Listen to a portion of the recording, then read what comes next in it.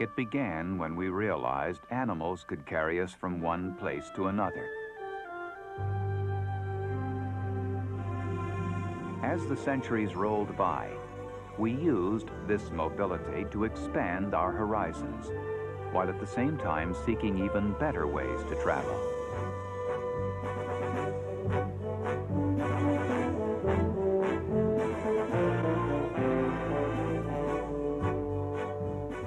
We harnessed the power of steam and began to replace animals with engines. But it was not until the development of the internal combustion engine and the discovery of pools of oil deep in the earth that we were able to achieve a basic improvement in individual transport. In 1886, two vehicles were unveiled only months apart by German engineers Karl Benz and Gottlieb Daimler. The automobile was born.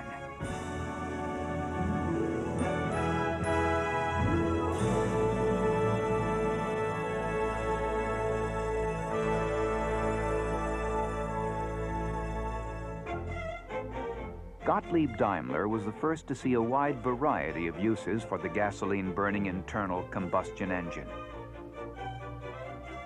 He tried it first in a motorcycle, and when that was a success, he was ready to install his engine in a carriage. At the same time, Karl Benz, working only 60 miles away, was developing his own vehicle. But while Daimler was installing his engine in a carriage, Benz was creating the world's first automobile from scratch. It was successfully driven in late 1885 and patented on January 29, 1886, which is the birth date of the automobile. Daimler's vehicle made its appearance a few months later.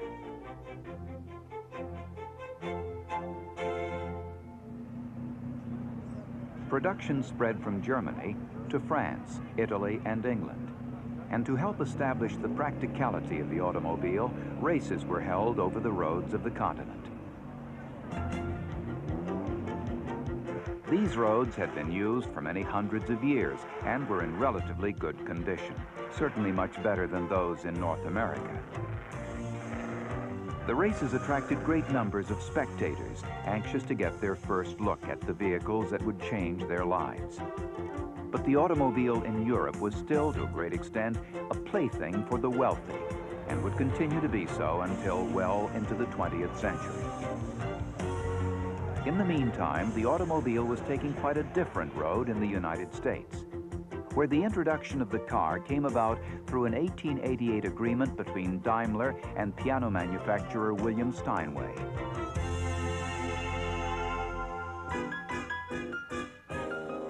But it was Charles Duryea, an Illinois bicycle manufacturer, who built the first American automobile. It made its appearance on September 20th, 1893. 2 years later, he and his brother Frank established the first American company to manufacture automobiles.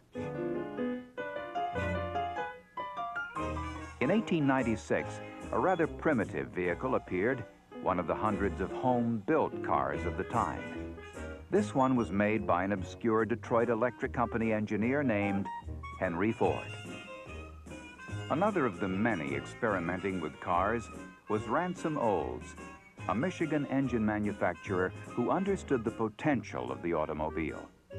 When a fire destroyed his Detroit factory in 1901, the only vehicle to survive was a curved dash model. By using it as a prototype and subcontracting work to local shops, Olds was able to produce 425 cars that year. A car designed not for the wealthy, but for everyone, the curved dash Oldsmobile was a light, sturdy, economical vehicle adapted to the harsh American road conditions. Olds also realized that producing a car was only half the battle. It was just as important to publicize it, which he did successfully.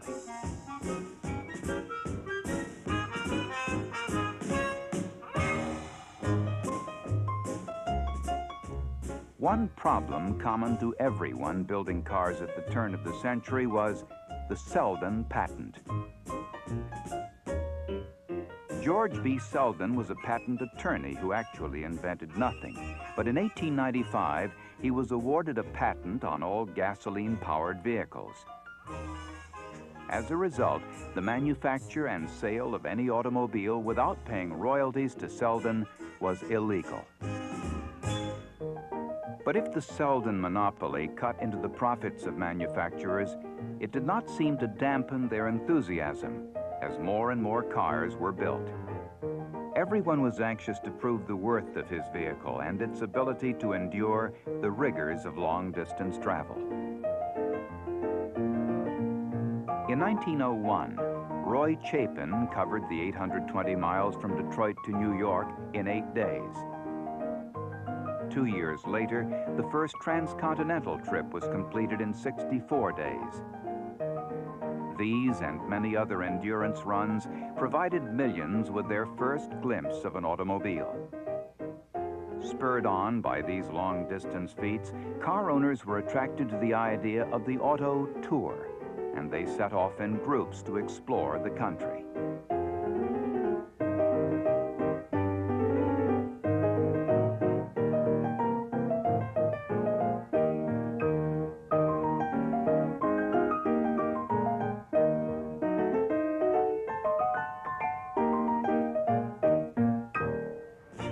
The first race held in the United States took place in Chicago in 1895, and racing continued to be an integral part of the automotive scene.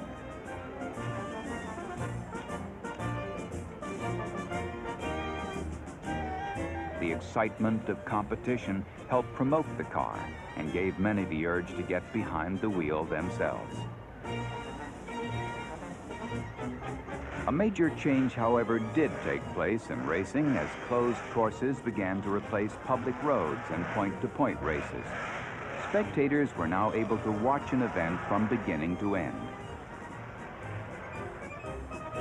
The Indianapolis Motor Speedway opened on August 19, 1909, and 1911 saw the birth of an American sporting institution as the first Indianapolis 500 was run. In 1911, Henry Ford won a final court victory over the Selden monopoly and could turn his full attention to building the car that would alter the face of the nation, the Model T. More than 15 million were built between 1908 and 1926. To keep up with demand, Ford refined the idea of the assembly line, and the company was soon turning out cars at the rate of 1,000 a day. By 1926, 2/3 of all cars on the road were Model Ts. It was truly a car for all the people. The Model T also found a place in the movies that were then capturing the public's imagination.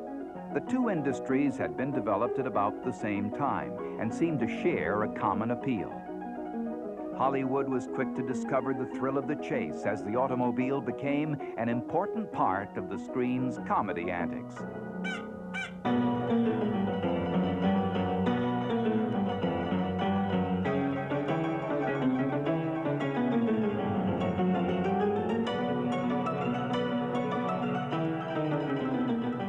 Even racing driver Barney Oldfield became a film hero for a brief moment as he and Max Sennett raced to the rescue of a damsel in distress.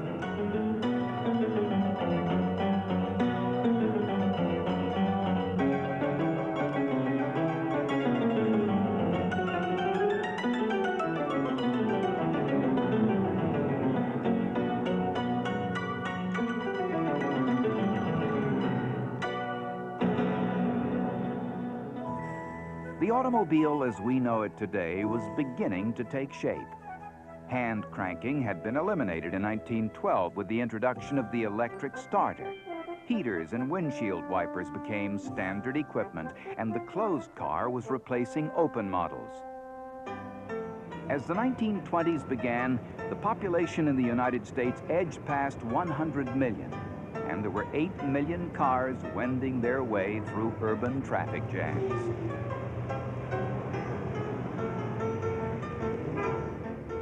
Ford was still the leading manufacturer, but General Motors was providing strong competition. General Motors came into being in 1908 as a result of the vision of Billy Durant, one of the more colorful figures in automotive history. Durant's dream was of an empire that would produce not a single universal car, as in Ford's case, but a variety of cars. One, as he would say, for every purse and purpose. Beginning with his own Buick company, Durant acquired Oldsmobile, then Cadillac, and a dozen other car and truck builders. But great promoter that he was, Durant was an inconsistent businessman and was soon forced out of his financially troubled company. An equally unsuccessful second tenure at GM ended for Durant as the DuPont interest stepped in to bail out the company. Management was turned over to Alfred P. Sloan, whose business talents brought General Motors to the top of the industry.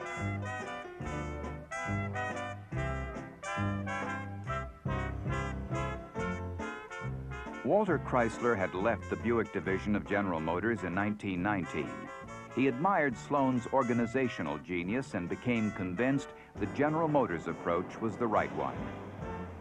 Chrysler unveiled his own car in 1924, and with the acquisition of Dodge in 1928, was able to offer the range of cars he felt to be necessary if a company was to survive the changing tastes of the buyer. The last of the major American companies was in place. As the decade rolled on, cars were improving, as were the bad road conditions still found in many parts of the country. The federal government made one of its goals the establishment of a nationwide system of highways, and throughout the country, construction crews turned dirt roads into gravel, asphalt, or concrete ribbons.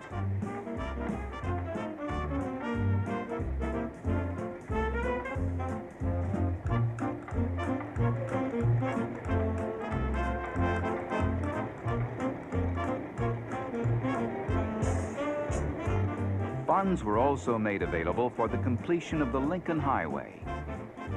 And the country's first transcontinental route wound its way 3,400 miles from coast to coast. As the number of paved roads increased, more and more people traveled by car. By 1929, 45 million persons a year were using the automobile to vacation, and the demand for roadside restaurants and overnight accommodations grew accordingly. And the number of service stations increased tenfold during the 20s to over 120,000.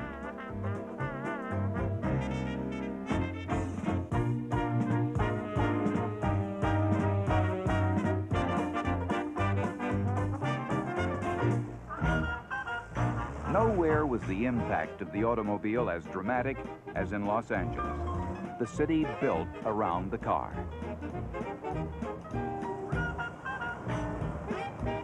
As thousands upon thousands of people poured into this land of sunshine and seeming abundance, the automobile allowed the city to decentralize. A car culture was spawned that would be imitated throughout the country in the decades ahead.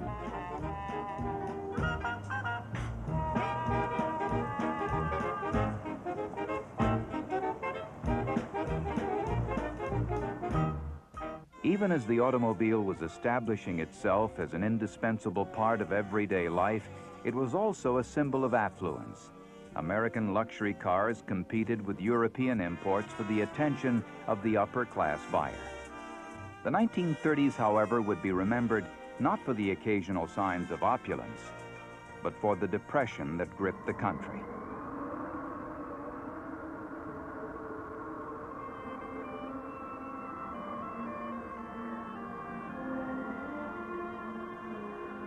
As dust choked the midsection of our land, the automobile provided a means of escape. Thousands of families piled the few belongings that would fit into their cars or trucks and headed west to a new life.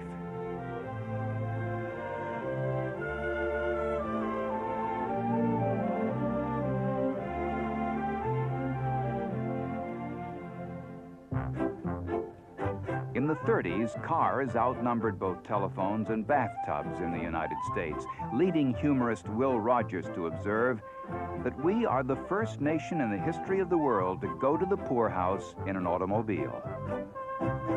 In spite of the Depression, the 1930s also saw the mileage of paved roads more than double, and bridges and tunnels were the engineering marvels of the time. People watched as the George Washington Bridge spanned New York's Hudson River and became the world's longest suspension bridge. It would be followed by other equally imposing structures.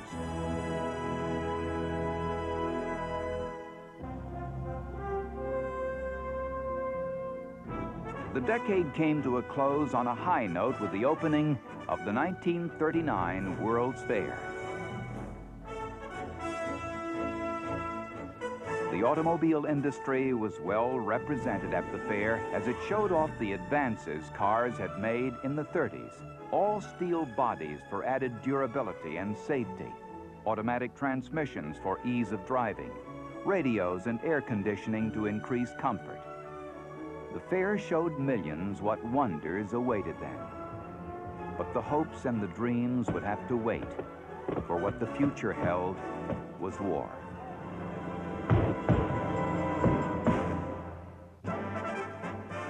With the conflict already sweeping across Europe, we prepared for our inevitable involvement. When we did enter the conflict, automobile production ceased entirely as materials of war flowed off our assembly lines. For the duration, automakers alone would account for 1/5 of America's total military output.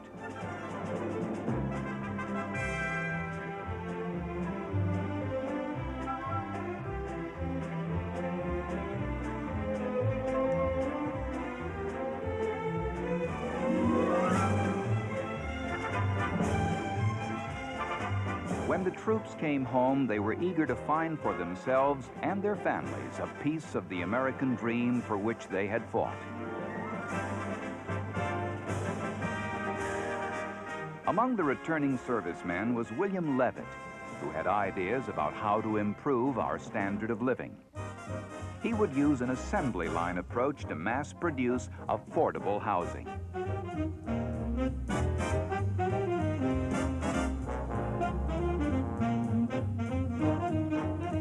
As workers moved from house to house, each with an assigned task to perform, large tracts of suburban land were transformed into row upon row of neat little houses. A whole new way of life was introduced as entire towns and communities emerged with shopping centers to take care of the new suburbanites.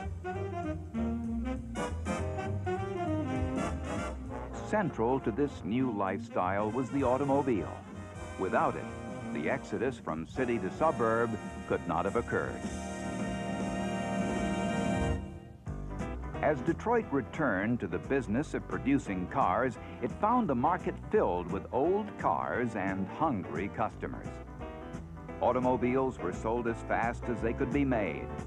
From only 83,000 cars produced in 1945, the number soared to more than 6.5 million in 1950.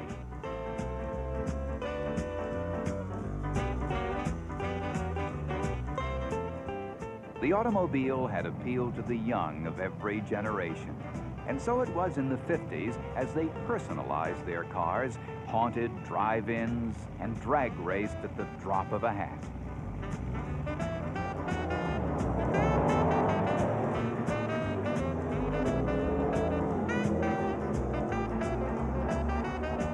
Racing of all kinds enjoyed popularity, from the Indianapolis 500 to midget events at local tracks. Stock car racing especially underwent spectacular growth during this period as large crowds were drawn to tracks such as this one in Atlanta.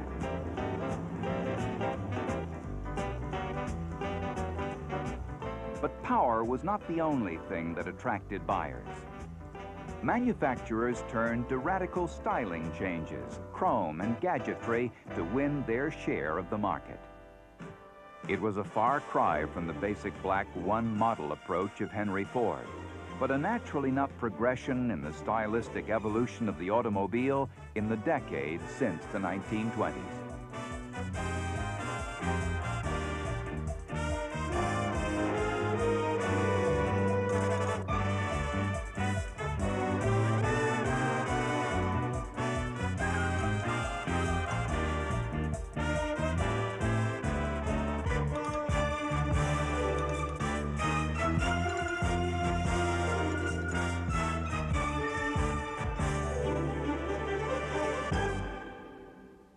The 1950s also saw the beginning of the interstate highway system, the largest single public works project in the history of man.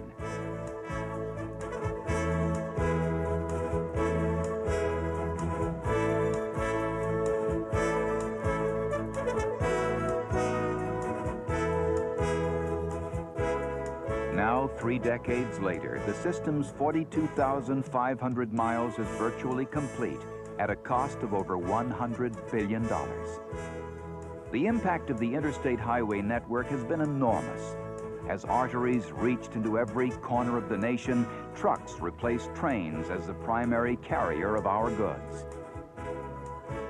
Cities were bypassed, and where highways met, new communities sprang up. Roadside services proliferated, and at highway entrances and exits, businesses took root.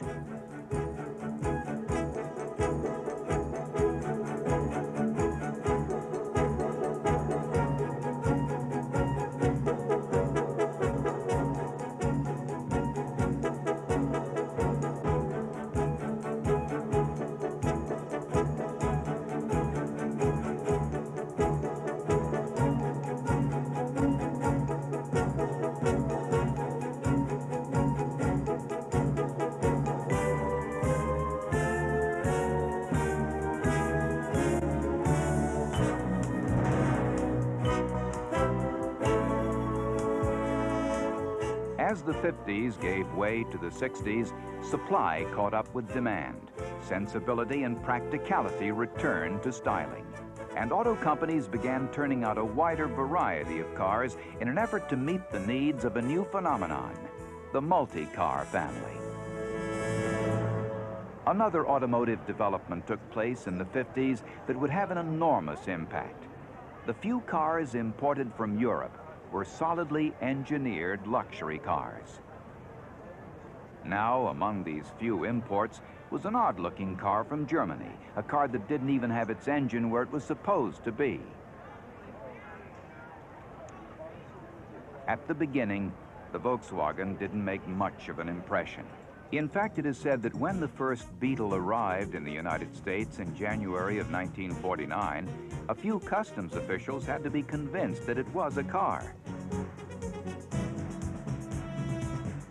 Only 2 were sold that first year. The company successfully urged consumers to think small. And starting in the mid-50s, Volkswagen sales increased dramatically. Early Beetle owners enjoyed a camaraderie, honking their horns in greeting as they passed each other. By the late 1960s, more than 400,000 Beetles a year were being sold in the United States. And in 1972, the Beetle broke the record held by the Model T as the world's most produced car. Detroit took heed of the first real threat to its continued dominance by moving belatedly and somewhat reluctantly into the production of economical compact cars. But the problems faced by American manufacturers continued to mount. In the 1960s, critics, led by Ralph Nader, attacked the safety of automobiles as well as their negative impact on our environment. They took their causes to Congress, looking for government intervention and regulation. In 1973, a gasoline shortage hit the country, dealing Detroit another blow. As consumers waited on service station lines, they were forced to realize the automobile was using up the world's oil resources at an alarming rate. Some turned to the economy offered by diesel cars manufactured in Europe, where this technology had long been utilized.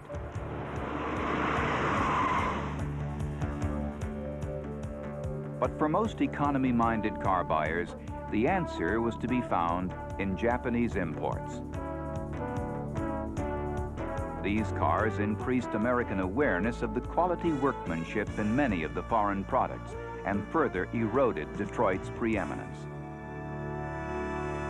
How serious was the effect of overseas production on the American industry?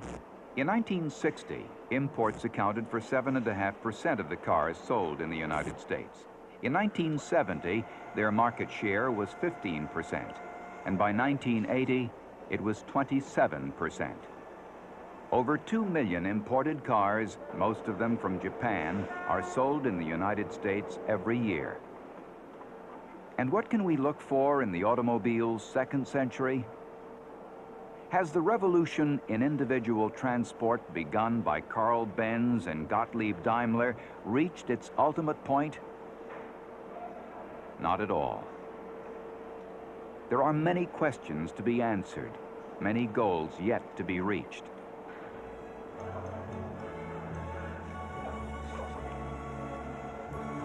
Manufacturers around the world are utilizing computerization to improve engineering and design. Microprocessors keep cars within the bounds of fuel economy and emission standards, while monitoring and controlling engine operation under all kinds of driving conditions.